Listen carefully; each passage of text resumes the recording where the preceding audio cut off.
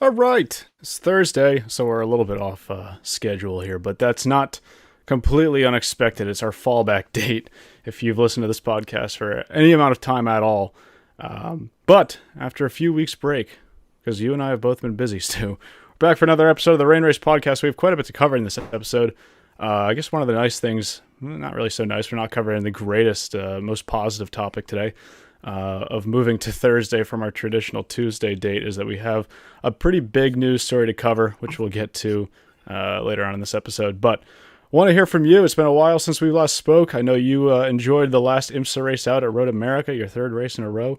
We're kind of coming up on another race this weekend for the GT only race at VIR. Got quite a bit going on still as we come to the closing rounds of the season. Yeah, it's been a busy few weeks, but it's been a ton of fun, and unfortunately, yeah, we haven't been able to get on it. I was looking at this. We haven't spoke. Last time we spoke, I was sitting in a hotel room in Chicago. So, it's good to be back, and it's good to be talking some sports car racing. There's so much that has kind of just been dropped on us in the last couple of days. So it's a perfect time, I think, to have a podcast. Yeah, I already mentioned that the we haven't had an episode since that last race at Road America. You did get to go to that. I already mentioned that. This was your first time out at Road America. I want to get some of your thoughts on that track, though. I've been hyping that track up for like the last year since we started this podcast, and I just want to get your thoughts on that whole Yeah, experience. yeah. I think my big takeaway is I get it. I understand the hype. It has been one of, if not the coolest track that I've been to this year.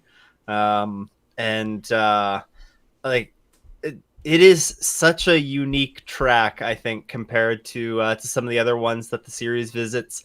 Um, the improvements that they've made in the over the past couple years, adding the trail around the outside of the carousel. Um, I think they call it the Bluffs now, which kind of looks down at the kink. That's fancy. It's there are the yeah sounds like a bougie It's neighborhood. like in the Hamptons or something. Yeah, oh, I'm watching the race from the Bluffs. Bluffs. But really, really cool track. There's only one thing that I regret not doing. One thing that I regret not doing, and I didn't take a picture. I didn't get a picture of myself in Canada Corner Oh, with the caption "Canadian in Canada Corner" or something along those lines. So I'm gonna have to go back at I was gonna least. say. Yeah, I have to go back to at least capture that. So no, but everything about the Road America experience was great. It's a big track. Was able to walk around, spent a full day just on foot walking around the track. I brought my bike as well for another day to rip around a little bit quicker, and yeah, it's such a really cool track, a really unique track. So many fans there, so many knowledgeable fans as well. That are clear diehard fans of just racing in general, but also of IMSA, and yeah, a ton of fun that weekend. I'm looking forward to going back. It's like I said, I get it. I understand why so many people speak so highly of Road America. Yeah, well, it's great to see that so many fans were on site for that race. So I don't want to talk too much about the race itself. I don't want to give a whole race recap. It's done and dusted at this In a point. It's few been quite a weeks. few weeks ago. You and I were both pretty busy. Myself especially being out the last 10-ish days. I was just away from home, so I wasn't able to do anything podcast related. I guess that didn't stop you last episode, but I'm not as prepared. Um, I do want to talk about one thing coming out of Road America, though, and this is the one thing that was really a lasting memory in my mind, and I think minds of a lot of other people as well, where I'll say it generously, the questionable driving standards and the number of full course yellows that we had at that race at Road America. This is a topic that we're not really a stranger talking about on this podcast. I think you and I probably the number one thing we're critical about in IMSA is driving standards. Whether it's a big championship deciding moment that ultimately gets chalked up to a racing incident, or we had a couple incidents we were discussing after Sebring this year. Road America 2 hour 40-minute race. There were 5 full course yellows, but I think most notably is the amount of time they spent under yellow, which was, I want to actually give a shout out to at Zanion on the IMSA Reddit page for coming up with this chart based on the IMSA timing data that's available on Alcamel Systems website. We spent an hour and 23 minutes of that 2 hour and 40-minute race under the full course yellow, which, if you're adding up the percentage, is 51.7% of the race.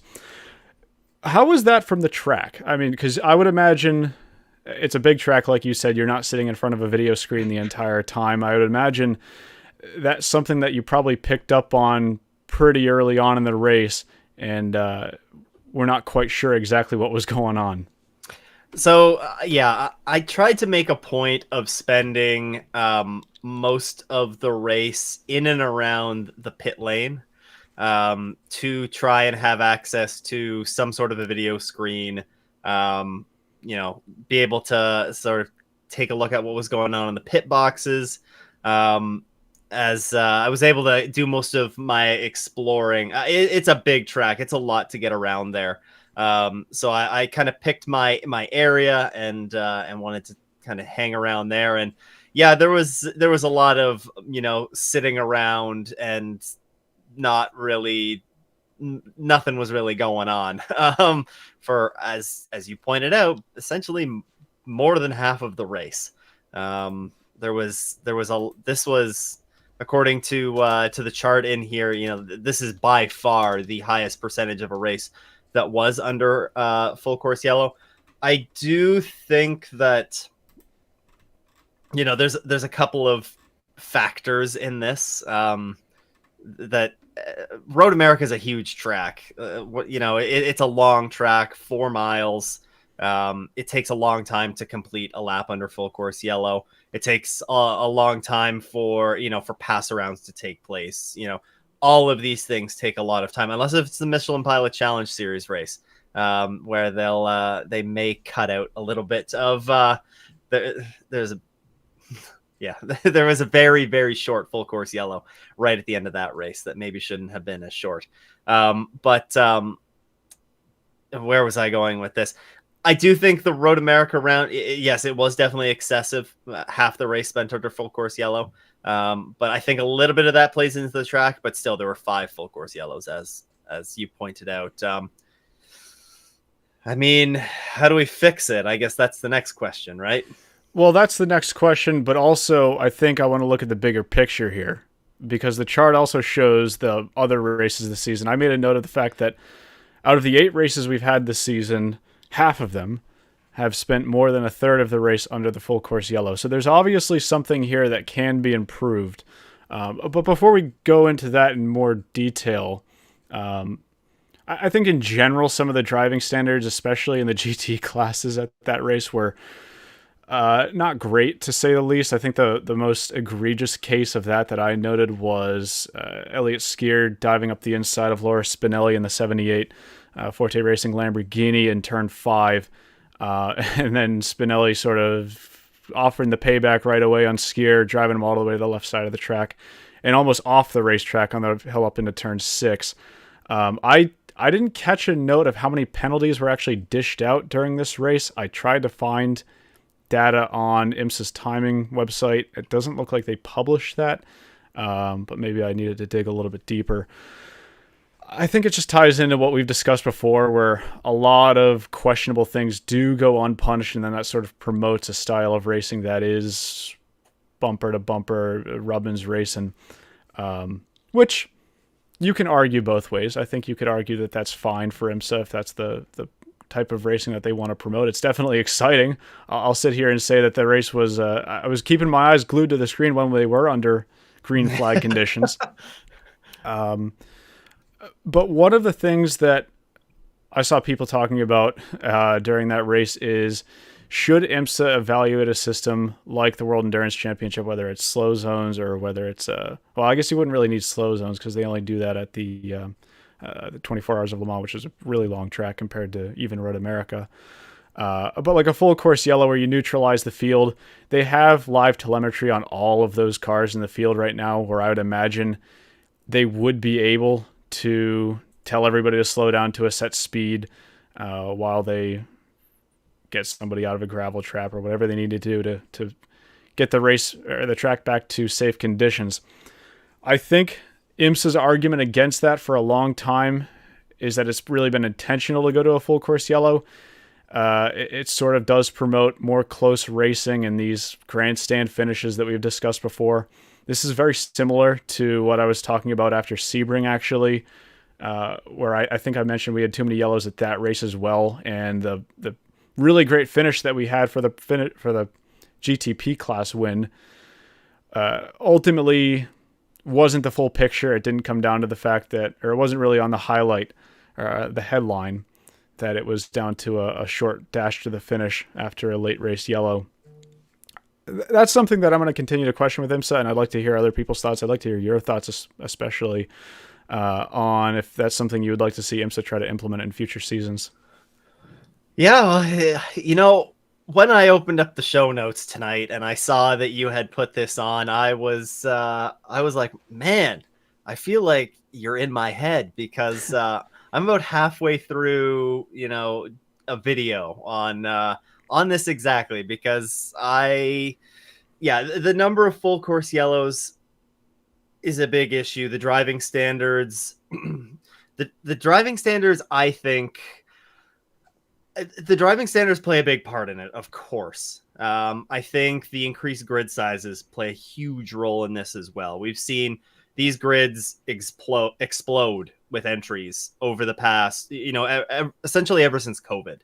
I'm sure if you go back and look at historical full course yellows from, 2015 to 2020 versus, 2021 to today, it's probably a pretty striking increase. I think a lot of these full course, and I understand if you're listening to this, you're not looking at this chart. Maybe we can link it in the show notes for you.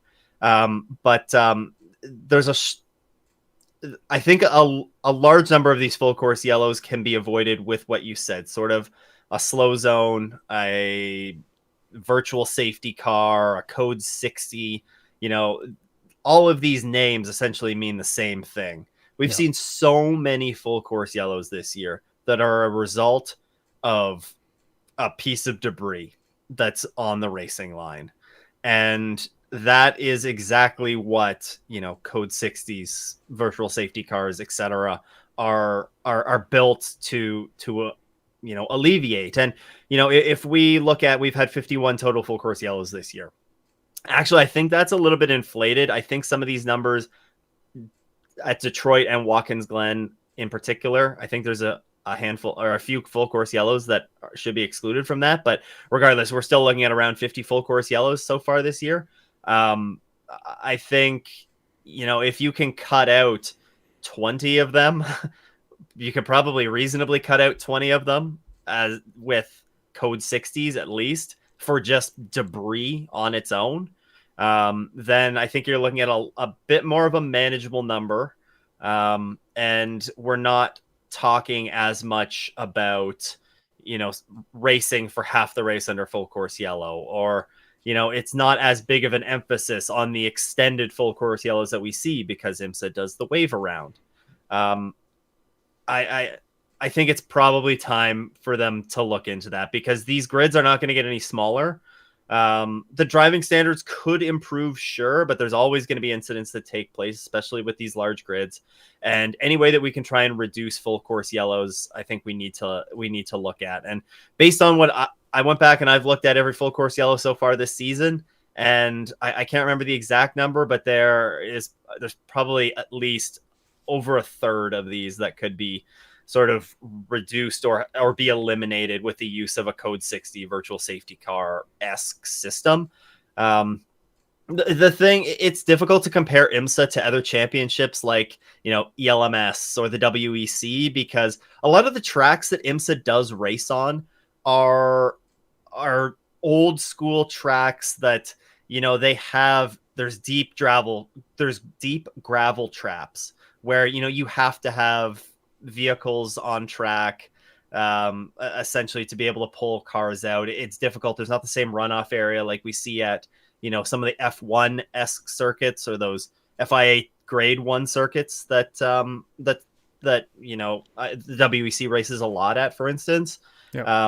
But regardless, there's definitely still a way for us to reduce the number of full course yellows that we're seeing. Yeah, and I think what that comes down to, if they did want to implement, I was saying full course yellow because that's what the World Endurance Championship calls it. It's a little bit confusing though, because a full course yellow in IMSA is a safety car. True. If you want to implement we'll just call it a virtual safety car, then it becomes a question of when you actually deploy that. It would have to be pretty consistent in terms of when you actually use that versus an actual safety car to avoid some controversy. Mm-hmm. Do you want to do that if there's just debris on the track? I do know the World Endurance Championship, especially in recent seasons, seems to try to minimize the number of safety cars as much as they possibly can. We've had multiple races in the past season or two now where there haven't been any safety cars over the course of a 6-hour race. I cannot remember the last time we had an IMSA race without a single safety car. So I'm just curious how far they actually would take that if they did implement a system like that. But from my side, it's something they at least need to look into. And I'm sure, they probably have already looked into this, and maybe they have reasoning for not wanting to go through a system like that. But the old adage is cautions breed cautions. And I think that what we saw at Road America is an unfortunate repeat of something that we've seen at least one other time this season, being Sebring, where I think a lot of the incidents on track could have been avoided. And I think that ultimately, while it did encourage more exciting racing, sure, I think the damage that was done by just the pure amount of time spent under the safety car probably hurt more than it actually helped. So that's something that hopefully we don't have to talk about too much more in the future, but I just wanted to get those thoughts out while it was sort of a hot topic off of the Road America race. And we are going into a GT only race now at VIR, and the GT class seemed to be the brunt of the issue at Road America. It's actually interesting to note that Antonio Garcia, I think recently, I saw an article on Sportscar 365, I'll link it in the description in the show notes for listeners, put a lot of the blame up to ABS, and maybe easy for him to say because their car was hit on the first lap of the race in turn 5 by Mike Rockenfeller. In the Ford with a very ambitious pass, we'll try to say, that didn't really work out.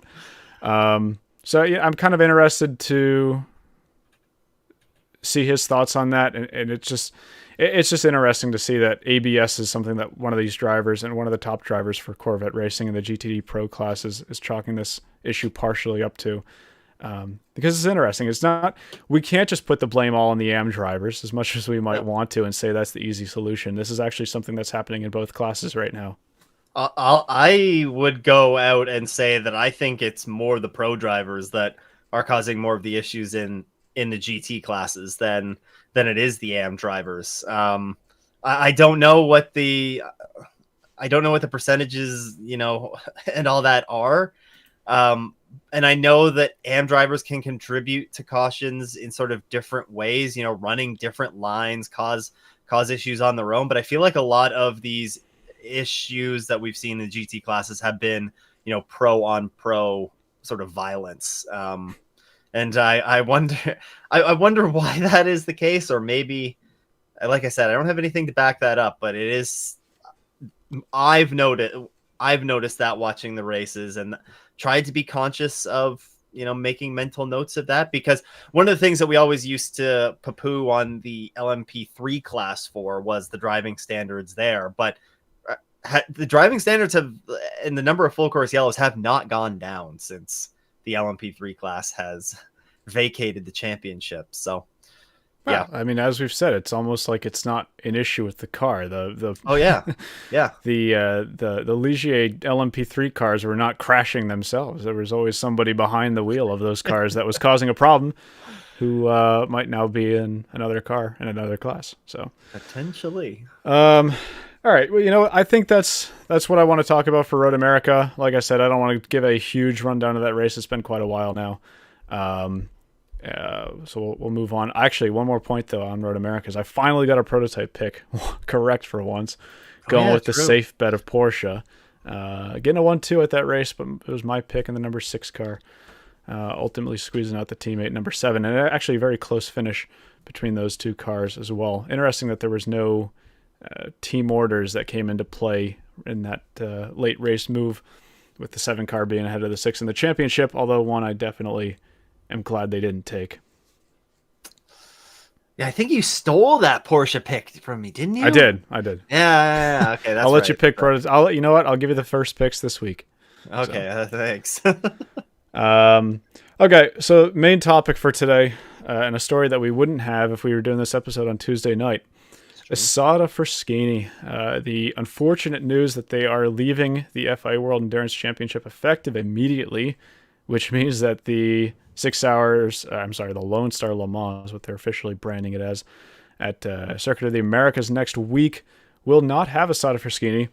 And I think that's a little interesting that it seems from everything I was reading that the team was fully prepared to enter that race with that car. It seems like the car might have already been on its way to the track, just based on some of the things that were mentioned in some of the statements.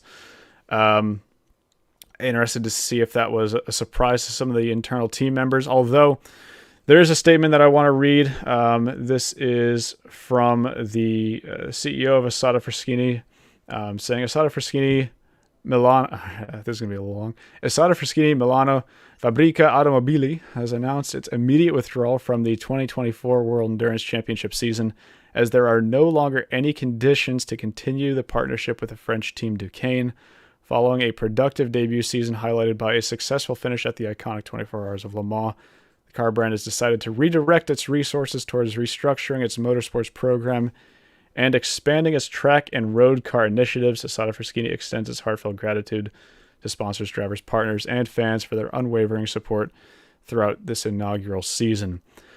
A couple things I picked out of that. Number one is this is actually the second time this season they've noted an issue with the team that is responsible for running that car. Of course, right before the prologue this year in the World Endurance Championship, they had a falling out with Vector Sport, who was expected to be running that car for this season. Now they're citing partnership issues with Duquesne. I've also seen that team has either struggled financially or are just trying to redirect resources to improve their financial situation. So I'm not sure if Duquesne was sort of the scapegoat in all of this and it wasn't really an issue with that partnership in general. But it's just worth noting that it was mentioned twice, or for the second time this season, rather.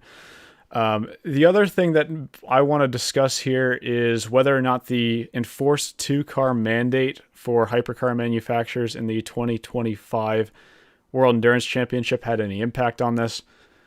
This is something I've been vocal about before, where I think the 2-car mandate was really only going to hurt some of these boutique / privateer manufacturers, not so much privateer teams or customer teams that are running a Porsche or a Cadillac or any other OEM car, because the team itself is not responsible to run 2 cars. It is the manufacturer that will be responsible to do 2 next season. This year, we've already seen them running a predominantly silver driver lineup in that car. Whether that's something that they just weren't able to overcome for next year isn't something that they officially noted. It also wasn't officially noted that they won't be on the grid next year, although I'd have to say right now that I'm very skeptical of the possibility of them being on the grid next year. I wouldn't be a betting man on that, let's just say that much. So that's where I sit right now. I'm curious if the 2-car mandate played any part in that at all. I'm not going to give a whole vocal rant about that if it was part of the reasoning, because I've done that plenty of times already. But still, I want to get some of your thoughts on this as well. This is now the third boutique manufacturer after Glickenhaus and Van Wall that we've seen enter the hypercar class and now is off the grid in the matter of 2 seasons. And I'm just sort of curious to get some of your thoughts on that as well. Yeah, how quick can Vanwall get their car to Circuit of the Americas? Now, they wanted to get on the grid this year, right? So I don't know. Maybe could we maybe see them pop on for a couple of races at the end? I I would doubt not it. bet on that either. I wouldn't, but you never know. Crazy things have happened. Yeah, I mean, obviously, it's very disappointing to see, another privateer or boutique manufacturer sort of go this way. Whether it is some sort of falling out, it's probably financials, just not making sense. You know, it's an incredibly expensive sport to participate in, never mind at the highest level sort of in the world, in a championship that globe trots, that has increased travel costs. Yeah, it makes you wonder, it really makes you think that this probably isn't viable for a boutique manufacturer to even undertake. But then on the flip side, it's not financially viable, but if you're the WEC, how can you try and keep some of that? Like that's been a huge aspect of Le Mans for many years, is these small boutique manufacturers that come in and like that, their whole thing is to race the 24 hours of Le Mans. And how can you, as the WEC, try and incorporate some of these boutique manufacturers in a way that maybe doesn't require them to race the full season? Maybe it's in the form of some sort of an invitational entry, because it clearly is very difficult to almost impossible for a boutique manufacturer to be able to jump on for the full season of WEC and be able to successfully complete it. It's tough to see, because you want to see these boutiques on the grid, but is it really viable for them? Right. And you brought up an interesting point there. On a lot of these teams and manufacturers, their main priority, of course, is racing the 24 hours of Le Mans. And how do you accommodate manufacturers and teams like that at that race if they're not racing in the full championship, or if they're not racing in IMSA either, which Isotta Fraschini, Clickenhouse, Vanwall can't race in IMSA as it stands right now, just due to the fact that they don't sell enough road cars. Yeah. Or also are not an official IMSA manufacturer at this time, at least, unless they coughed up the money for it. Yeah. That brings up a very deep-rooted issue, not so much issue, but concern I've had about the 24 Hours of Le Mans, and the fact that it became a part of a championship again in 2012 is it's a race that everybody is going to want to enter in sports car racing. And when you're restricting it behind a championship and you have to accommodate a full season's worth of entries onto the grid, obviously they're going to get priority. They're a guaranteed shoo-in to be on the grid at the 24 Hours of Le Mans. And it's definitely a big shakeup from even Le Mans of 20 years ago, where it was not part of a championship. It was a solo race. And if you raced in the American Le Mans Series, or the Le Mans Series at the time that became the European Le Mans Series, it was a lot more inviting to some of the smaller teams and manufacturers to enter the race. Now, part of the reasoning for that is because the interest, frankly, 20 years ago was a lot lower than it is right now. I mean, you had the big names of Audi and Peugeot and LMP1. You can throw Aston Martin in there as well, if you want to talk about OEM manufacturers. But for many years, there just simply wasn't as much interest. And this is also, you can make the same case 5 years ago, even. Maybe GTE had a lot more interest back then.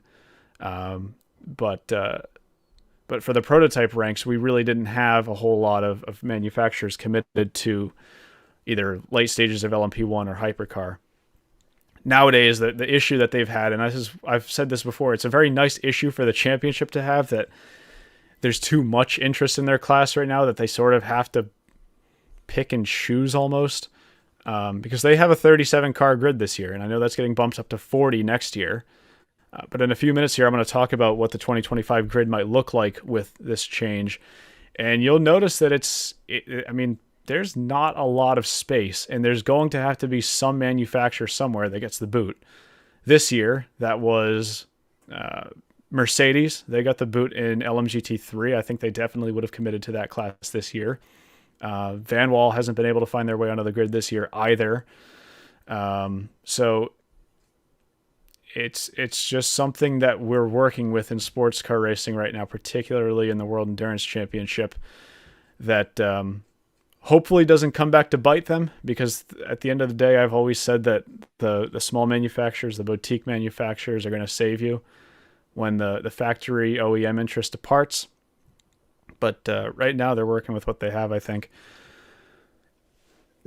Now, something that's just floating around in my head right now, and you call this out if it's crazy, but a similar race, a similar series that has sort of the same problem that we're looking at with the 24 Hours of Le Mans right now is the Indy 500.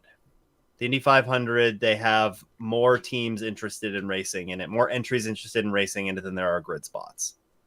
And they have bump day. Do you think no? And do you think that you could have some sort of a qualify in format for some of these privateer entries that maybe helps them manage more of a budget to try and only compete in Le Mans? Or do you think that is a genuinely crazy idea? I don't think it's a crazy idea. It's actually not an unprecedented idea either. If you look back at the days from when's the last time they've done pre-qualifying at Le Mans, it would have been probably 20-ish years ago, late 90s, maybe early 2000s.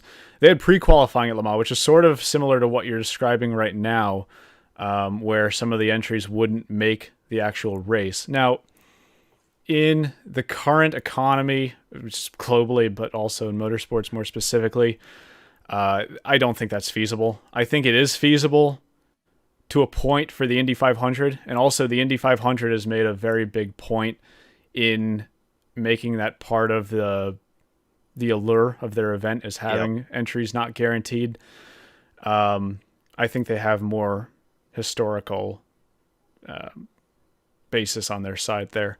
But also, the Indy 500 is now looking at having guaranteed entries. So that is true. So, is this something that even they're going to be continuing into the future? Not so sure. But for Le Mans, for sports car racing in general, no, I don't think that's something that's feasible. You're talking about an international championship #1, where a lot of IndyCar teams are already based in the United States. In fact, I think all IndyCar teams have a base in the United States. If not in Indianapolis. if not in Indianapolis. So while it is an undertaking for them to prepare a car and prepare sponsors and get a driver and drive that transporter over to IMS, it's not as much as it would be for a manufacturer like Isotta Fraschini to build an entire car that is their design, their engine, and then have to find 3 drivers for that car, and then find the funding for it to go attempt to qualify for Le Mans. It's not feasible in the current global climate. But I like the ambition at least. Hey, I mean, that would be a fun little event, Add something, you tack it on to the end of testing sort of thing, and you have a little bit more excitement on testing weekend. Well, so here's another thing, is we mentioned a couple episodes ago that there was potential of the Asian Le Mans series, or at least they're evaluating the potential of adding hypercars into that series and that championship as well. Is that something that some of these smaller manufacturers would be interested in? Possibly, although I don't know if they would be without that allure of the 24 Hours of Le Mans. Now maybe they could use those championships to try to secure an invite to the 24 Hours of Le Mans, Yeah. because ultimately they don't have any other options right now. Like I said, they can't race in IMSA, so maybe that would be a good opportunity for them to get some of that, or to get an invite to Le Mans. But as it stands right now, there's really no other way forward for some of those smaller manufacturers, which is really unfortunate. I hate to see it. And again, I just hope it doesn't come back to haunt them. Some Taurus in the chat said, I suggest a cannonball run type contest where the first 56 cars to physically arrive at Le Mans get to race. Yeah, the Americans might struggle a little bit at that one. Throwing their car on a 747. Yeah, that gives a big boost to those boutique manufacturers. They can just camp out for months beforehand. I suppose if you're Alpine, you'd be sitting kind of comfy, over in, that's true. in France. Just go and park the hauler over there, and we'll come and get it in a couple months. Yeah. Trying to say, there are a lot of chat messages about Isotta Fraschini, so I want to get to some of those before we move on.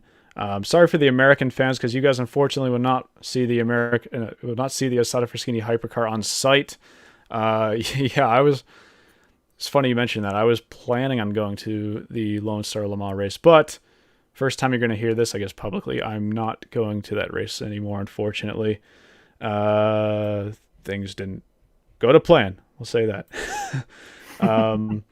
Last month, this is from the same person. Last month, fortunately, I had the chance to watch the Isotta car on site at Interlagos, but I wasn't intrigued, or I wasn't imagining that that would have been the last race for them.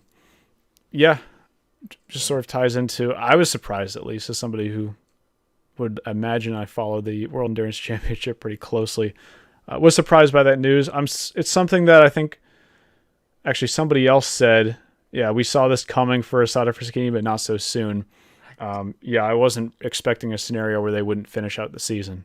Well, yeah, you would think that, if this was not planned, but if they knew that they were going to be running out of budget, or if this was sort of coming, I don't think they would have raced at Sao Paulo, right? Like, they would have, raced the 24 Hours of Le Mans, and that probably would have been the end of it.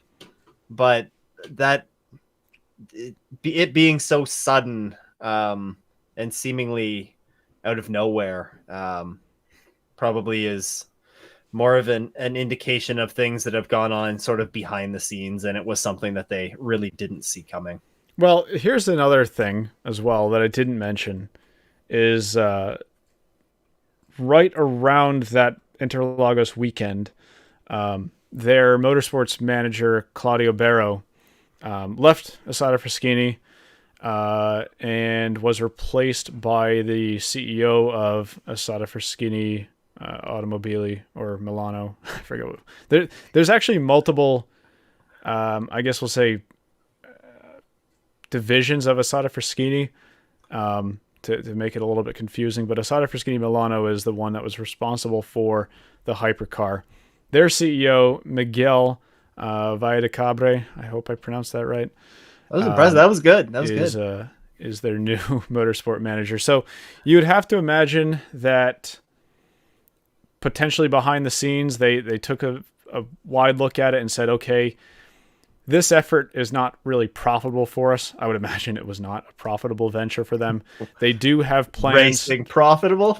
they do have plans to create road car / track versions of that car, as did Vanwall and also Glickenhaus as well, for that matter. So I think they were trying to use racing to promote the cars that they're going to sell to the general public. And in that sense, maybe the program already fulfilled what it needed to do. They got that visibility on them. They got eyes to see them on the global stage at the 24 Hours of Le Mans, and now they have the attention that they needed so that they can move forward to their next plans for road / track day cars. Who knows? Maybe that was all part of the vision for their CEO, but I guess we'll never know for sure unless they outright tell us. There was somebody with Isotta Fraschini. I think they will be back. They're only leaving for this season and pausing their program, and the situation is to do with Duquesne if Isotta partner with a new team, they can return.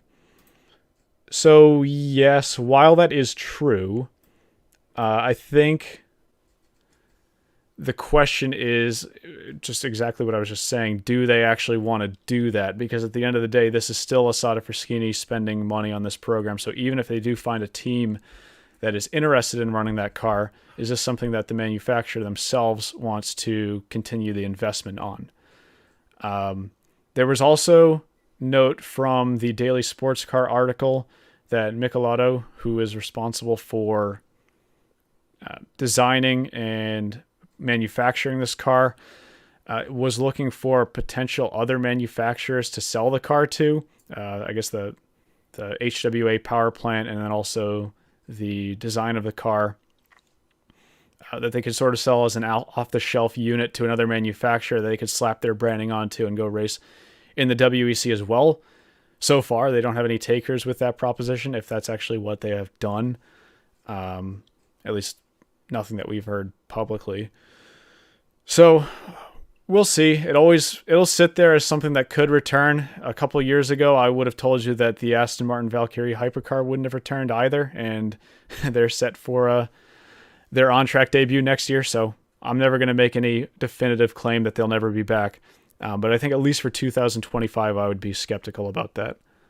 Yeah, the thing that I was going to mention is, do you think that the WEC, like, this would probably have to hurt sort of their standing with them, I would think, as well. Like Right. the WEC went and chose them. They selected them over Van Wall to be on the grid this year. There were teams that were looking to be on the grid that were denied entries.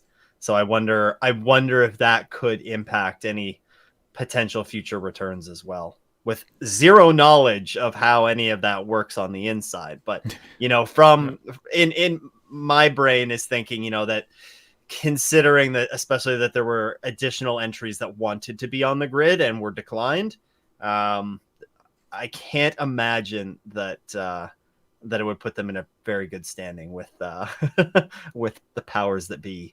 Yeah. Yeah, I mean, good point there, because like we mentioned, the WEC is kind of picking and choosing right now with who they let on the grid. They're not in a position where a manufacturer or a team can say, I want to race in that championship. Come on in. You're welcome.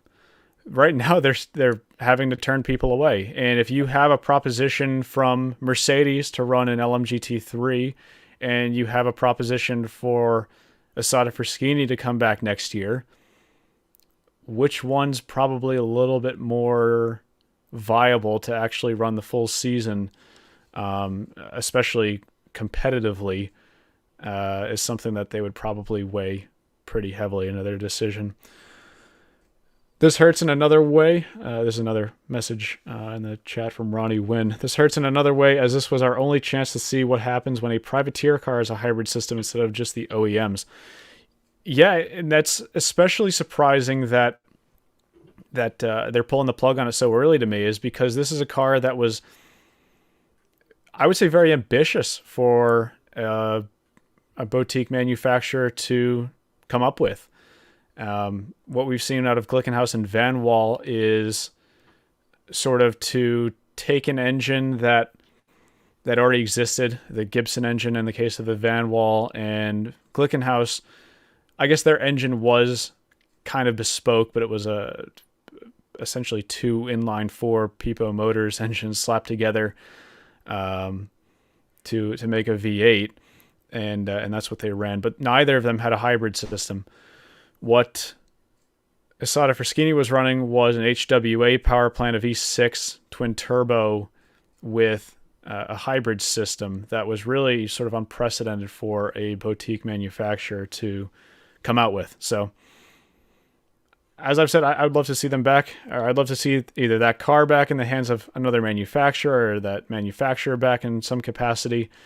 Wait and see.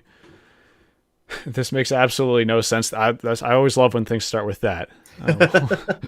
But I'd love to see Trackhouse from NASCAR take over the program. They're in MotoGP with a small manufacturer, and maybe they could do the same with Isotta. Crazier things have happened. I'll say that much. Connor Zilic, go win Le Mans. Sure. I mean, he wants to do it. You might as well.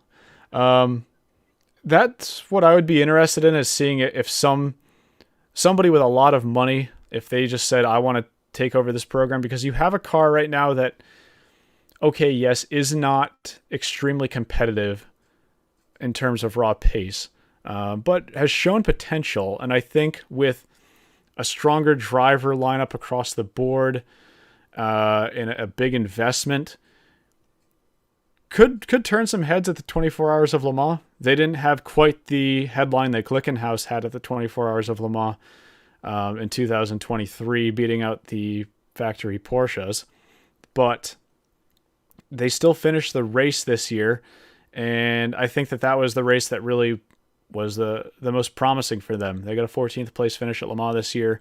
Didn't have any major negative headline going out of that race. It was their best result in the championship, and obviously it's the one with the most eyes on it as well. So I'm not sure which boutique manufacturer would pick up a program like that. It would have to be, I'm guessing, a manufacturer in one way or another would have to be tied to it and not just a team. Otherwise, I would just crowdfund GT Rain Racing, but I don't really see a vision for that in the near future. Get the GoFundMe started. Maybe if I make a Patreon, and we'll get some patrons will back it. Put your name on the car. You'd think the FIA/ACO would do better to take care of the manufacturers to go to the extra step to make an LMH instead of an LMDH. Yes, I can see what you're saying with that. I also don't know how much of it you can blame on the WEC. I mean, this is not like the World Endurance Championship. At least in this case, this isn't the World Endurance Championship saying we're not going to let you race. They might have made it more difficult for them too by implementing that 2-car rule for next season, which I've been against from the start. Already talked about that. In the case of Van Wall, they did make that decision. And it's, as I mentioned about 10 minutes ago, I think what it boils down to for them is they're looking at it from a purely business standpoint. Which manufacturer is going to bring more eyes to us? Is it going to be a big OEM like Mercedes potentially joining the grid next year, or is it going to be a hypercar like Van Wall or Isotta Fraschini? I have said from day one, if you have a manufacturer that is building a car to your rule set, and not to a GT3 rule set where they can frankly race anywhere at this point, then you almost have to let them race. You almost have to encourage that they race, is what I've always said. But obviously they don't share the same vision right now, so they're the ones running the championship. Where GM Para drops the Cadillac LMDH entries out of the back of... Oh, this is when we were talking about getting the cars to Le Mans first. Para drops the Cadillac LMDH entries out of the back of a C5M cargo plane over the track. That would be a very American thing to do, I'll say that much. It would. Yeah, I think Milton Venezuela Jr. right now is saying, I think the new CEO is a big reason why Isotta Fraschini left.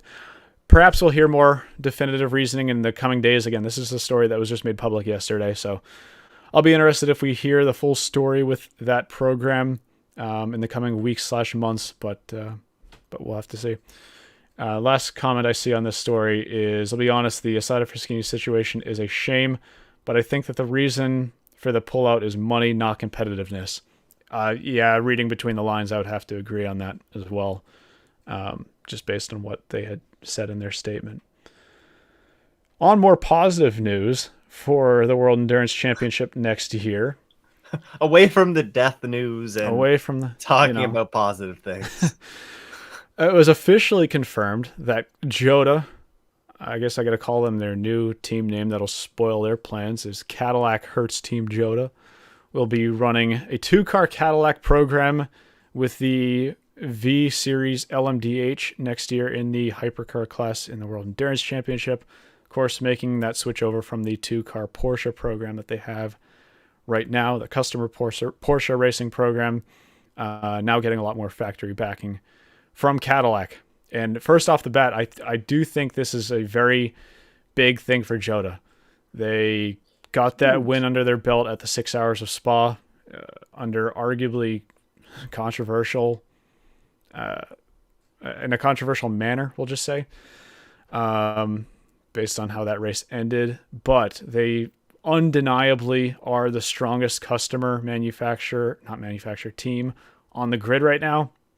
And I think the big thing for them is they've wanted to have more factory backing behind them. I think they, as a team, realize the potential that they have if they have an OEM behind them that's giving them their full undivided support. Porsche ultimately wasn't able to provide that to them. They have that partnership with Penske for the factory program. Cadillac and the departure that they have with Chip Ganassi Racing for this season really opened the door for Jota to jump into a car that has a lot of promise. I don't think Chip Ganassi Racing has been able to fulfill its potential really in the World Endurance Championship, between only running a one-car program and then also just not having things really go their way in the races where they do have a lot of pace. I think that pairing next year, Cadillac and Jota, is a really strong one that I think is going to benefit both parties pretty heavily. Same numbers that they're running right now, number 12 and number 38. And I guess the main question for me is how many Cadillacs we're going to see on the grid at Le Mans next year. Because if we have the two Jotas, well, for this year we had 3. For next year, we have the two Jotas. We have Action Express Racing, who will be the third. I would imagine they're going to be coming back to Le Mans next year. And then you have the question of Wayne Taylor Racing / Andretti, who's not, I guess, officially... They're not confirmed, right? No, technically not, but... This is how long and heavily this story has been rumored that I don't even know if they've been confirmed yet, but it's very safe to assume that Wayne Taylor Racing Andretti will have the IMSA Cadillac program next year, taking over from Ganassi on that front. And Wayne Taylor Racing and Michael Andretti obviously have wanted to go to Le Mans for a long time. Wayne Taylor Racing, I think dating back to 2017, has been trying to go to Le Mans when they made that switch to Cadillac or not the switch, but when the DPI class debuted back in 2017. But then especially pairing up with Acura, I think that was a big ambition for them to go to Le Mans that ultimately never came to fruition. This is probably their best break to actually get that chance, and they would likely bring 1, maybe 2 cars on that front as well. So potentially we have 5 Cadillacs on the grid at Le Mans next year in an all-out assault for throwing as many darts at the board, I guess, against Porsche, who would be the second highest number of hypercars on the grid. Or Ferrari. Well, Ferrari is 3. I think it's pretty safe to assume they'll be sticking with 3 Yeah, for I next guess year. true. Yeah, they won't add an extra one, I suppose. Yeah. But some of your thoughts on this? I know this is the World Endurance Championship side, but I did mention that tie-in with IMSA and Wayne Taylor Racing potentially getting that opportunity to race at Le Mans next year as well. Yeah, I mean, I think you can... Again, this was kind of a foregone conclusion. Everybody knew it was coming, but to still see it confirmed and hear some of the details, or, you know, some of the details reported anyways. I think it was either in a Daily Sports Car article or Graham Goodwin may have mentioned it on This Week in Sports Cars, that I believe that the Cadillacs are still going to be owned by GM, as opposed to Jota having to purchase them. So you know, you hear some details kind of like that, smaller details in the grand scheme of things for us anyways, that will emerge. And you have to wonder how sort of all of this could translate to the potential Wayne Taylor Racing Andretti partnership. But yeah, this is good to see. Another thing, sorry, just on that same stream of thought that I was just going down with small details being discussed is, you know, the driver lineups for these Jota Cadillacs. You know, are they going to, how heavily influenced are they going to be by Cadillac? Is there going to be X number of drivers that are Cadillac drivers and then a couple of drivers that, you know, Jota has heavy influence on? It kind of remains to be seen. because clearly Jota does have a pretty strong driver lineup behind them right now, being one of the arguably the strongest privateer team in the WEC. So these are all kind of things that run through my head from an IMSA fan's perspective.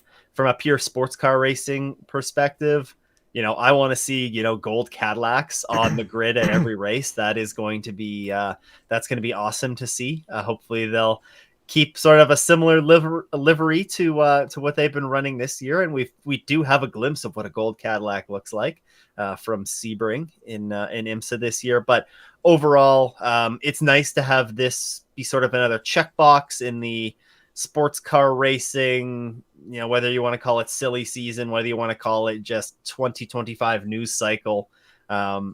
It's nice to see this confirmed, and that Jota's going to do a really good job with that program. Cadillac seems like they're on the cusp of breaking through with something, especially on the WEC side, and like this could be exactly what they need to jump up from a competitive entry to one that can contend for a championship. Absolutely. Yeah, I think you nailed everything I was going to say on that front. I mentioned a little while ago that I was going to discuss with the departure of Isotta Fraschini, not expected to return next year, at least I would say not expected to return. And this official confirmation that Jota will be taking over the Cadillac program, discussing the entries that we have on the grid for next season. So I would imagine, going down the list for the hypercar, at least starting with hypercar, 2 Alpines run by Signatech, same as we have right now, 2 Aston Martins, which we'll have on the grid from the heart of racing. We have the 2 WRT BMWs, the 2 Jota Cadillacs, just mentioned right now. I would expect to see the 3 Ferraris still on the grid with the quote-unquote customer number 83 car. The 2 Lamborghinis from Iron Lynx stepping up from the 1 car this year. Peugeot, their 2 cars retained from this year. Porsche is the one with a little bit of a question mark. They have the 2 Penske's, which will be returning next year. The question is between 1 and 2 cars for Proton. I know Proton's wanted to double up in both IMSA and the WEC. I haven't heard anything on that front recently. So going under the assumption that they run 2 cars next year, that'd be 4 Porsches on the grid for the full season. And then 2 of the Toyotas. And then the last one that's a real question mark is, do we get 2 Van Walls on the grid? We do know that they were planning, like you mentioned earlier, they were planning on racing this season with a new engine, with that Glickenhaus Pipa Motors V8 that would hopefully solve some of the cooling issues that they were having with that car last year that ultimately hurt their performance heavily. Is that a manufacturer / team that gets allowed on the grid next year? We were just discussing that. Not so sure right now. Are they even intending on running that car next year? Also, not so sure. We've heard rumblings that they're interested in it, but we've also, I believe Graham Goodwin on Daily Sports Car reported that he doesn't see a path forward for that team at this time. So that's the big question mark to me right now. I think that leaves us with between 20 and 23 hypercars on the grid next year, with the most likely scenario I mentioned being 21, which would assume the 3 Ferraris and the 4 Porsches, including the two Proton cars. Moving over to LMGT3, Aston Martin, are we going to have them on the LMGT3 grid next year? I would assume so. I haven't seen anything to the contrary, although my big question is, does the Heart of Racing, and this applies to IMSA as well, by the way, does the Heart of Racing continue to run those Vantage GT3s? They're running 1 car in the World Endurance Championship right now. They're running 2 in IMSA, 1 in each class. Is that something that they continue running now that they've had to double up their Valkyrie effort in the hypercar class for next year? Their initial intention was to only run 1 hypercar in both the WEC and IMSA. Now that they have to run 2 in the WEC and they're still doing that 1 full-time car in IMSA, is that something that they have enough resources for in the GT class? Sort of curious to some of your thoughts on that. Well, my heart says Oh, come on. yes. I couldn't not. I Good couldn't. one. Yeah. I'll give you that. I think probably at the end of the day, it all comes down to money, right? If Sure. Well, it depends everything on does. if Aston Martin, like we look at the heart of racing right now, and there's got to be some pretty significant manufacturer support going into them, considering that they are operating one of the World Endurance Championship entries. You know, they are competing in the GTD Pro class in IMSA, which is not necessarily. I mean, you look at sort of those programs, and there's a lot of manufacturer influence, especially in the form of drivers. You see a lot of manufactured drivers, factory drivers, behind the wheel there. It's ultimately going to come down to money. I think that this would be a natural progression for Heart of Racing, but I don't know. I don't know if I see them turning their back on, this GT3 type program yet. We see lots of teams that are expanding sort of not down, I guess kind of downward in their the programs that they run. The big one that comes to mind, and again, it's IMSA influenced, Wayne Taylor Racing. We see them in recent years. They've expanded and have a huge Lamborghini Super Trofeo program, and now they're looking for ways to sort of bridge that gap where you can move from Super Trofeo to the GTD class, and then up to theoretically, potentially, at the high end of that, they have their GTP program. So you see teams that are expanding in that sense. I don't know. I don't know. I can't see Heart of Racing just dropping their GT sort of 3 programs completely in favor of the hypercar program, but I suppose it could happen. Well, even if they don't drop it completely, do they drop it in the WEC? Is that something that they would have to do to? Because you mentioned money, but you also have to think about the drivers, which I think you touched on as well. Yeah. I would imagine some of those drivers from those GT programs are going to get the call up to either IMSA or the WEC with that Valkyrie program. They're going to have 3 cars to put them in.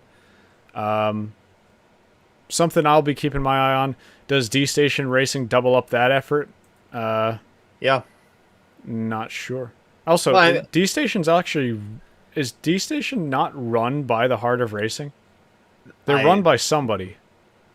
That I do not know. Well, the Heart of Racing, like last year, when they came in, who was the team that they replaced? TF Was went it? to Corvette. No. They're Paula Dallana. I should know that name more. You meet Paul Delalana? He's Yeah. Canadian, right? Yeah. Yes. Exactly. Why I should know that. Yeah. But no. Well, That was that TF. Well, there was Aston Martin Racing. They Northwest had their own AMR. Northwest AMR. Yeah. Thank you. Ananas Studio. Thank you. Banana Studio, I think. I think ananas is banana in French. Anyways, Northwest AMR. Okay. So but I think Heart of Racing came in and they utilized a lot of the Northwest AMR crew. So I wonder if you could see, another sort of transfer of teams, so to speak, like that. But yeah, we're probably diving into something that it's going to turn out. Yeah, Heart of Racing loves running this, and they definitely want to keep running that one Aston Martin. That's who knows what we'll see. Yeah, okay, in the chat, in 2023, D Station Racing was run by TF Sport. Okay, I knew they were run by somebody. I thought they were still run by somebody else in 2024 in the WEC. I should have researched that better. I can't remember off the top of my head. Leave it to AMR Fan 95 to correct us Thank on you. our AMR I didn't even notice that. Anyway, so going down the list, so Aston, I would say, sure, we can expect them to have 2 cars on the grid, but we'll come back to that in a little while. BMW in LMGT3, I would expect them to stick with the 2 cars in that class as well. Corvette with TF Sport. Two of the Ferraris from AF Course, two Fords from Proton, two Lamborghinis from Iron Lynx, two Lexi from Hakodas ASP, two McLarens from United, two Porsches from Manti, and I guess the question mark right now, the name that's been thrown around, is two Mercedes. Do we get two Mercedes on the grid? We There was actually actually have a question for I was that. just gonna say that we got a Okay, question that came in. yeah, you take it. You take it. From Johnny Hardware over on X. Please talk about if Isotta Fraschini leaving opens up space for Mercedes to enter the WC and LMGT3 now, and what two-car team or two one-car teams could get in, perhaps Windward. I should have looked into this one a little bit more before we started the episode, because now I'm on the spot. Windward does have a pretty strong effort. I think in GT World Challenge Europe. I think they're kind of one of the head Mercedes, factory supported teams there. Yeah. So does it open up space? Definitely. Well, I shouldn't say definitely, because there's still. Well, I'll get back to that. Does it at least make the case for them that they could enter the championship? Sure. My question is, do they have enough space ultimately anyways? I mentioned there's a 40 car cap next year. On my assumption, the most likely scenario I can think of right now is there'd be 21 hypercars on the grid, unless the only two caveats with that is A, we lose the customer racing number 83 Ferrari, or B, we only have one Proton 963, as we do right now, which would bring the total down to 20, and then you could do 20 and 20. Otherwise, you'd be looking at 21, and then you could only do 18, because as it stands right now, GT3 or LMGT3, you have to have two cars per manufacturer. So I don't know if that's something that they'd be able to swing or not. Yeah, Windward, I would say, is a potential that you could mention. Curious to get some of your thoughts, though. Some more darts you could throw at the board there. Well, I see we have AMR Fan 95 mentioning that Akotis could run the Mercedes in the WEC if the car was eligible.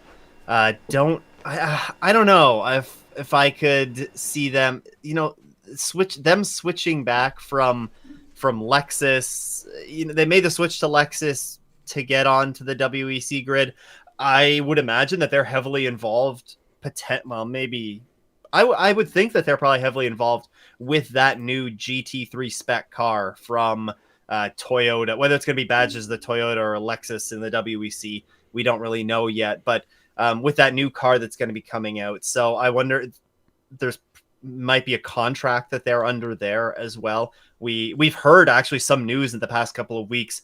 I can't recall the team that was doing a lot of the testing for BMW, but that their contract is they're parting ways with BMW, and that there are contracts that are with GT3 manufacturers with the intention of testing new cars as well as running them in championships. So I don't know if I could see a Akotis being that team, although you certainly can't rule them out. I don't know, I'm not as familiar with a lot of the European teams as I am a lot of the North American teams, but Windward continues to stick out to me in my mind. They just opened a brand new facility. It is stateside, but I think that really does help solidify them as one of the premier Mercedes teams, or one of the premier teams that are running Mercedes in the world. And I think that they would have to be probably very close to the top of the list if Mercedes were to make it onto the WEC grid. But you could very well see Mercedes go sort of the route that some of these manufacturers have, where one car is run by one team and one car is run by another, similar to how Aston Martin is doing it right now. Yeah. I did look it up because I was trying to remember the DTM who also runs GT3 cars right now. So Windward does run a car over in DTM right now for Mercedes. You also have Team HRT running a Mercedes over there, and then Team Manfilter as well, who I believe they also run in the NLS or NES. I forget what it's called now. But Which I one don't quote me on survived? that. Yeah. Well, it was VLN a few seasons ago, so Yeah. um, Sports car racing is easy to follow, folks. yeah. So yeah, I can't say I'm qualified to speculate anymore beyond that. If we do see a Mercedes on the grid next year, but be interested to see if they even get that opportunity in the first place. Because, like I said, if we do have 21 hypercars, then I don't know if the door is really open for them unless we see a manufacturer who's in LMGT3 right now have to step aside. Which if I had to flip a coin right now, I would say probably I would not anticipate that happening. United Autosport, chat message here. United Autosports considered running the Mercedes in the WC, but quickly made their mind on the McLaren. Yeah, and I wouldn't see them switching either from that McLaren. It just makes the most sense for United Autosports as a team who is co-owned by Zach Brown. Well, and especially with Who, the announcement of the McLaren hypercar as well, or the was it official? no, No, the I was potential. going to say, did I miss some huge No, news story here? no, I'm mixing things up in my mind. Um, the ever so continuous McLaren is evaluating hypercar announcement that comes up every year or so. Sure. At some point, someday maybe it'll happen. Yeah, maybe. We also got a couple things moving over to the IMSA front. We got a couple of team confirmations in some of the Pro-Am classes for next season. You want to go over a couple of those? Yeah, we've seen two teams confirmed for the 2025 IMSA grid, and I think that the IMSA team is going to be looking to to do more of these sort of announcements. You've seen the creation of some of the graphics to announce some of these sort of in conjunction with team announcements. And I think there's some more of those that we can expect to see here in the coming weeks. The first one that was announced was yesterday as we're recording this, and that was for the number 13 AWA Corvette. Of course, that is running in the GTD class. This team, has been the one of the drivers that's behind it, Ore Fadani, sort of been with AWA for his entire career. Very dedicated to the IMSA championship and is right now in the thick of it for an auto invite to the 24 Hours of Le Mans next year. If they can pull through in the Bob Aitken Bronze Cup, I believe that they're leading that championship. If I'm not mistaken. So the number 13 AWA Corvette will be back. No announcement on if there's going to be a second AWA Corvette at this time as they started the season, but AWA will be back on the grid. And then in the LMP2 class, the number 88 AF Corsa entry will be back on the grid. So a couple of cars here that have gentleman drivers that are sort of significantly spearheading some of these programs, I would say. And great to see that it's so early. I mean, it is not even the end of August. The IMSA entries, I think, opened on August 8th, the entry period for next season. So the fact that we are seeing cars and entries already confirmed for next season is just music to my ears. So I think there's a lot more of this to come in future weeks. And, it's only a matter of time before we start seeing some of those, GTP entries, those factory backed entries being confirmed on the grid. And I think that's, it's exciting. We're just past the halfway mark in 2024, and we're getting 2025 entries confirmed. When did that full season entry list come out last year? It was like around the Petit Le Mans weekend, right? Yeah, they kind of, yeah, I think it was around Petit Le Mans where they announced sort of that provisional full season entry list. Yep. And then they kind of left the Michelin Endurance Cup sort of, and lots of those entries until the end. But I mean, the way that a lot of these teams operate too is, that, they have intentions of joining the grid and they may be in deep discussions with a driver that has financial backing, a gentleman driver that has financial backing. And if that falls through at the last second, then they could drop off the grid. So that it does make, announcing some of the 2025 grids so early interesting. But I think you look at some of the entries that have been announced in the last couple of days, and we're looking at very committed teams and very committed drivers that have shown their commitment to these championships, to IMSA or an IMSA support championship for many years. So I think these are pretty safe bets that we're not going to see these dropping off the grid. Yeah. I guess the only takeaway I really have is on the AWA Corvette front. At least no confirmation right now that we would get that second car back that we had at the beginning of the season that dropped out of the GTD ranks after Sebring. We'll have to see if we get that car back for 2025. Although you seem fairly skeptical about that as it stands. So I think that car was owned by the gentleman driver, Right. Yeah. I believe, and it was for sale. And I also believe that I saw that AWA sold or was selling a transporter. So That doesn't I bode think too well that for them. I think that second entry is pretty well done and dead in the water for for the foreseeable future. Okay. At least from AWA. Maybe you Somebody could see bought it. the car. Yeah, well, I mean, maybe it went to somebody like DXDT in GT World Challenge America, though. Too, Yeah. you never know. But hey, maybe you could see like DXDT or somebody like that if they have a driver that wants to make the step up. Maybe you could see. We've seen lots of teams jump up from GT World Challenge America to IMSA in recent seasons. I think one of the successful ones has certainly been Conquest. I believe Conquest was previously raced in IMSA a number of years ago, but recently raced in GT World Challenge America and made the jump and won at Road America. So maybe we could see some more of that. Yeah. DCXT was that right?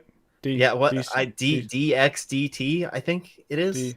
It's something along that. It's a 4-letter abbreviation.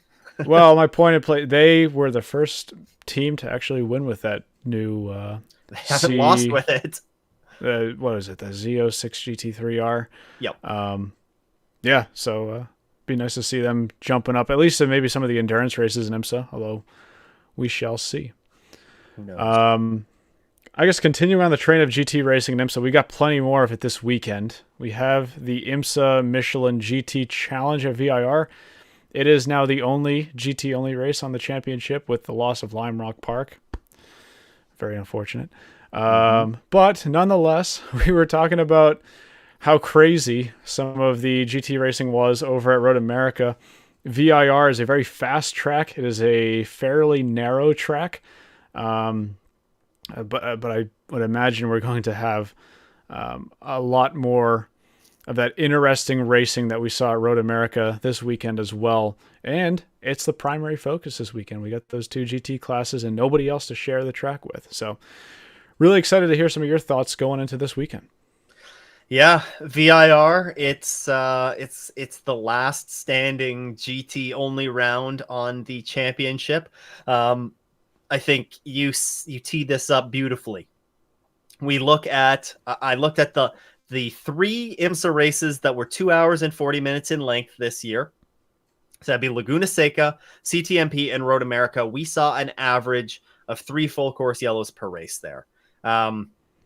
In the 3 previous races at VIR, we've seen an average of 1.3 full course yellows per race. So we've seen less than half of the number of full course yellows that we've seen this year. I think that trend probably continues here at VIR, with it being, it's a smaller GT only field. We're seeing, I think it's 23 cars that we're going to have on the grid, 9 in GTD Pro and 14 in the GTD class. So a reduced grid by IMSA standards, where we're usually talking about grid sizes in the 30 to the 40s, and even higher at some of the races. But yeah, VIR is a bit of a different beast as well to some of the other tracks that we've seen. A ton of runoff area. So I think that also plays into the reduced number of full course yellows. Things to watch for this weekend. I think, apart from it being a GT only round and everything that comes with that, we're going to see a couple of driver changes, most notably with Roxy in the AO Racing Porsche, the championship leading entry. Julian Andlauer is only in for Road America, it looks like right now. Potentially, I guess, could return. But it is going to be Klaus Bachler, who is no stranger to the IMSA Championship. Of course, raced full season with FAF last year. He has also raced with MDK Motorsports in the Michelin Endurance Cup races this year, and has experience at VIR with FAF last year. So Klaus is definitely another great replacement. It's incredible the number of drivers that Porsche can just pull out from their back pocket and go, oh yeah, okay, here you go. You're gonna race in this race with the championship leading AO Racing, and yeah, we have no doubt that you're going to be strong there. So yeah, that's going to be great to see. Look forward to seeing Klaus in that car. What else do we have to look forward to? We're going to see Kyle Marcelli back in the Wayne Taylor Racing Lamborghini after he missed Road America due to thoracic outlet syndrome.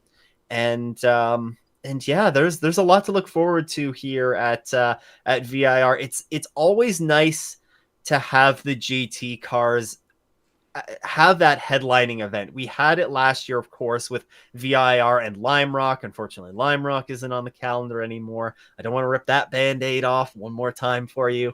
But it is nice to see the GT cars be a headliner, and I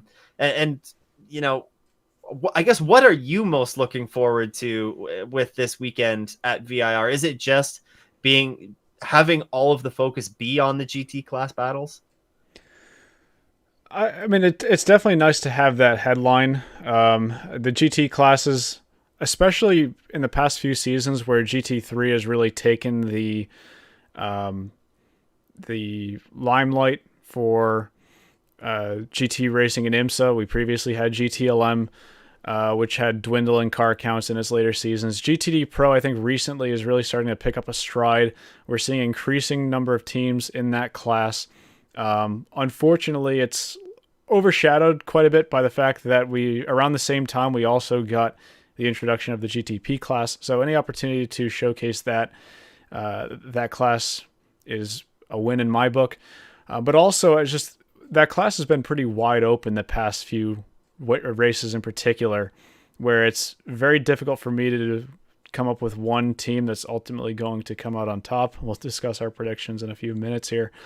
But I'm just looking at previous races and the results from Road America. You had the 35 Conquest Racing Ferrari pick up the win there. Previously over at Mosport, it was the number 3 Corvette. The race before that, it was almost the number 4 Corvette, but ultimately the 23 Heart of Racing Aston Martin. Championship battle in that class is still pretty open as well. The 77 AO Racing Porsche has a healthy lead, although one that's not completely wrapped up yet. So I just think there's a lot to look forward to in that class. And then also in the GTD class, I already mentioned from Road America some of the, let's just say there was some heat in that class coming between some of those drivers. And I'm just looking forward to seeing some more of that action at this race. Although hopefully we don't have anything too dirty that we have to talk about next episode, and hopefully especially we don't have 5 full course yellows that we have to discuss as well. I would bet a good chunk of money that we're not going to see five full course yellows in this. However, now that I've said that, maybe I should shut up. You want to get into predictions? Sure, I sure. said I Oh, was going to let you go first this week because I that's stole your picks last time. that's true. That's true. Well, I am. Yes, I am going in GTD Pro with the number one Paul Miller Racing BMW. They won this race in GTD last year. The BMWs have looked very strong at VIR. Since this M4 GT3 has been used in competition, they have been on the podium with it, at least in the GTD class, both years. Last year, they finished first and second. And then the year before that, they also had a car on the podium there. I think Windward won in 2022. But yeah, give me the number one Paul Miller Racing BMW. This is the perfect shot for them to break through with their first win in the GTD Pro class, and they have been quietly improving as the season has gone on, and in a very competitive class. So Paul Miller Racing for me. Yeah. Aston Fan 95 in the chat. Would you imagine? Picked Aston Martin in both classes. I'm going to agree with you in GTD Pro. I'm going to go with the 23. They picked up that sort of lucky. Well, I don't want to say they didn't deserve it, but I guess they were unexpected. Right there with Corvette at the end. Yeah, the little slight nudge handed to them at the end of that Watkins Glen race that gave them their first victory of the season. They're coming off a podium at Road America. I think they're pretty strong. They're in the championship hunt right now, second in the championship behind AO Racing. This is an opportunity for them to close that gap even more going into the last two races of the season. So give me the 23 Heart of Racing Aston for GTD Pro. It's a good choice. It's a good choice. I think Aston has been strong. The Heart of Racing has been strong here in recent years. So that's a good choice. Flipping over to the GTD side of it, I'm going all BMW this weekend. I kind of said my reasoning for it with the Paul Miller Racing pick. The M4 GT3 seems to really like this track. And Turner Motorsports has been, I mentioned that Paul Miller Racing has been improving and coming on strong as the season has gone on. Turner Motorsports looks very, very strong right now. They are making up ground on Windward to the point where there could still be a championship hunt in the GTD class. I really like what Turner's doing right now, and I think they keep it going here at VIR. Good shout. Winner last time out. And last time out, I picked the Windward Racing number 57 Mercedes. It was only the second time this season they didn't finish on the podium, so I won't do that again. Jinx confirmed. I'm going to go with, I got the prototype pick correct for once. I'll take it. I'm going to go with somebody who's far down the championship order, although showing a lot of potential in the past couple of races. And that's the number 70 Inception Racing McLaren. Ooh. I think VIR, being a long, flowy track, is a track that will suit that McLaren quite well. I mentioned recently they've been doing pretty well in the past two races as well. Second place last race out at Road America, and then a third place finish at CTMP. If you look at the trends, only way up from third and second is a race win, and I think that's what they're going to accomplish at Road America, not Road America, at VIR. That would go a long way for them that would be a big boost for them in the Bob Akin Bronze Cup as well. With winners of that last year. Yeah, with Brandon Arib being one of, really, it's a 3-driver race, and right now it's 20 points that separates first through third for them. So it is very, very close in that championship, and them breaking through, that would be the McLaren, that'd be a very big first sort of win over here. I don't know if McLaren has won in IMSA, in modern day IMSA. I don't think they have, but maybe I'm incorrect. Maybe somebody in the chat can correct someone that, tell us we're wrong. I'm not a walking Wikipedia article. Yeah, I know that Inception has been very close, Yeah. and they're due for a win at some point. So that's a strong pick. That's a strong pick. What about extras slash bonus picks? I think you might have already come up with one that you had told me a couple days ago. I Oh forgot what it yeah, I think was. I just keep recycling this Oh, one because yeah, I I know. was looking at what the Road America picks were, and because I knew that I got one right at Road America, I got the LMP2 win right in Road America, which that might be the first one I've gotten right all season. Um, my my bonus pick is Ford gets a podium, which is my exact bonus pick at Road America as well. So I apologize to any Ford fans that are out there, but yeah, I think Ford picks up a podium. They're bound to do it at some point, right? Yeah. Yeah, I mean, they've been on the hunt, especially the second half of the season. They've really looked like a strong contender. I've even put them as my pick for the race win, at least on one occasion, maybe two. So I don't see any reason why it couldn't be here. Yeah.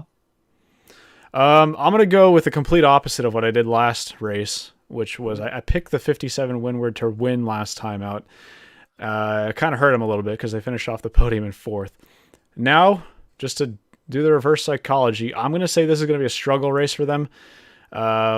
Whatever it is, it's going to keep them down the running order quite a bit. Their worst race this season was back at Long Beach. And I do think that this is a race where they might have some misfortune come their way for the first time in a long time, and give Turner an opportunity to cut into their points lead. Now, having said that, do I expect that there's a good chance they come out of this race the race winners now? Potentially. We'll have to wait and see. We're just gonna see. This is gonna be a good weekend to see how strong our powers truly are. We'll see. Lots of We good. only got three picks this week. I mean, that's only three to get wrong as far as I'm concerned. I can't go 0 for 5. Yeah, yeah, you're right. We can't go over 5 this week. Go big or go That's home this week. true. That's true. That's true. Well, All I'll tell you right. what, we're at an hour and a half for this episode, which is like somehow, no matter what we're talking about, we always end up at this hour and a half mark for the most part. For the We most always part, just land a plane, yeah, it's around an like hour and a half. unintentionally too. If you do want to see some prototype racing this weekend, actually, I want to give you a quick opportunity. Is there anything else you wanted to discuss for VIR? Oh, do you want me to talk? I can touch on some of the other classes that are going to be at VIR very quickly, because there are Okay. going to be some supports. There is going to be support series racing. You touched on prototypes. There is going to be the VP Sports Car Challenge that is at VIR for a couple of their races. They always seem to put on a good show. The VP Sports Car Challenge is quietly underrated, so you might want to tune in for that. The Whelen Mazda MX-5 Cup. Who are also going to Martinsville in a couple of months. They will be on the grid. Actually, no, actually, this is a beautiful transition. They are racing at VIR, and next week they go and test at Martinsville. So, wow, that was beautiful. I'm gonna give It's not a myself a far pat on the drive, is it? back. Martinsville, Virginia. Martinsville's in Virginia, so I don't know how far of a drive it is. VIR is like on the line, right? It's like Yeah, that's on the true. North Carolina, Virginia line or something. There was like an old joke where if you ran off in turn one or something, you would end up in North Carolina. I think. Yeah, I'm not that familiar with U.S. geography, but I do know that VIR is very close to the state line. Yes. Regardless, the MX-5s are going to Martinsville for testing after VIR. Also on the grid in VIR is the Michelin Pilot Challenge. They have a nice 2-hour race that's there as well. So there's plenty of support series racing. There's going to be lots of cool stuff to check out. If you're going to the race as well, then I'm really kind of jealous because lots of the cars that they do the hot laps with, prior to IMSA races, there are hot laps that are done around the track, usually with corporate guests, things like that. Really give them a sort of a neat on-track experience. They're going to be running around the Patriot course of VIR for a lot of the weekend, giving fans rides. in those cars. So if you're at VIR, that's a really cool thing that you can check out. You can be ripping around with a professional driver driving you around. Of course, you're not driving the car on sort of a track inside of VIR. So that's a pretty cool fan opportunity. That's some A-grade fan engagement right there. Yeah, You it don't is. see that at Formula One. Yeah, Formula One. I was Where gonna say it's funny.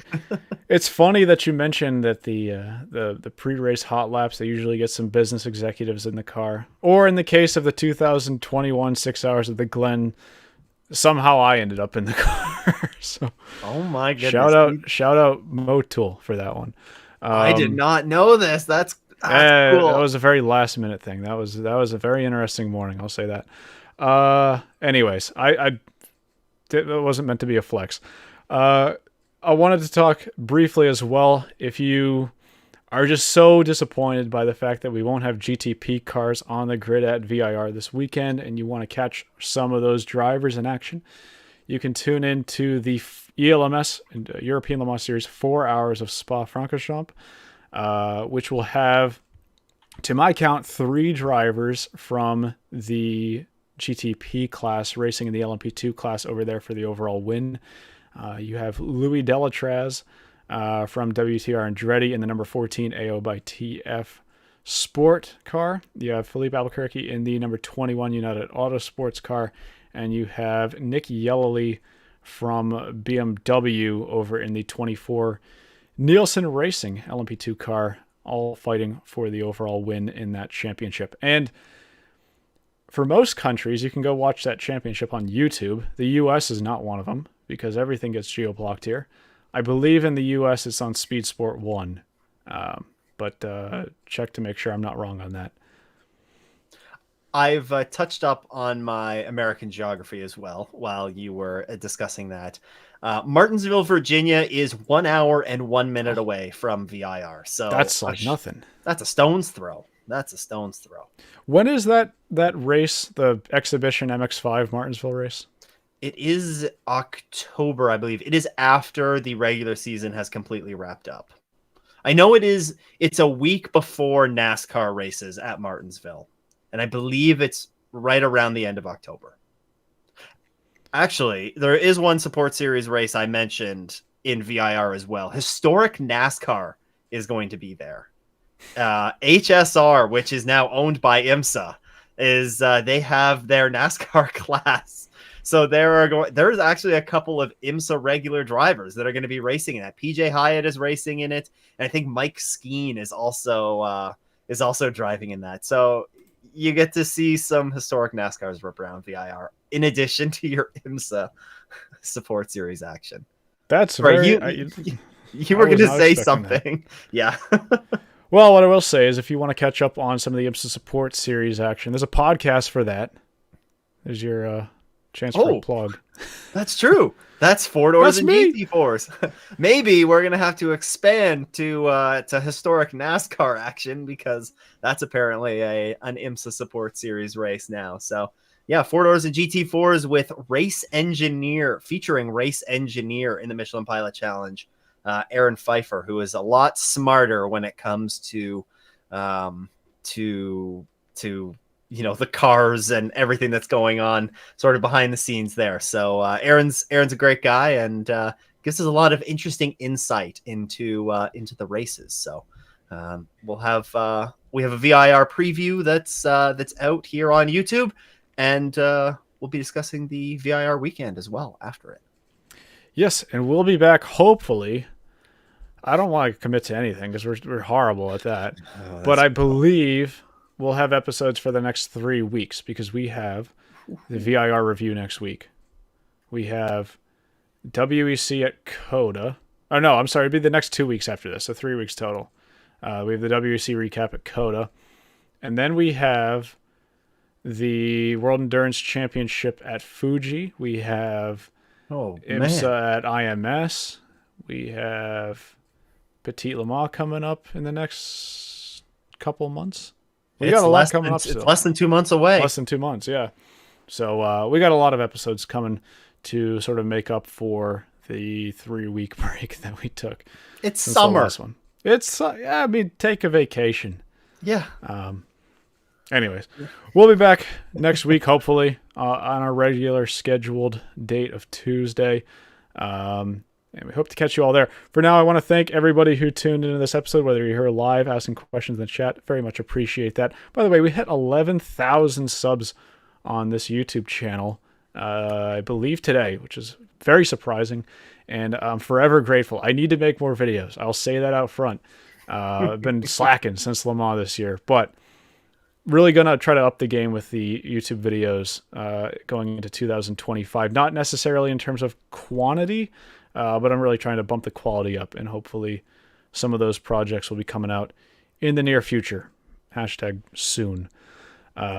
But apart from that, I want to thank everybody again, whether you tuned in live or whether you tuned in on a podcasting platform. Hope to catch you in next week for a VIR recap. Take care.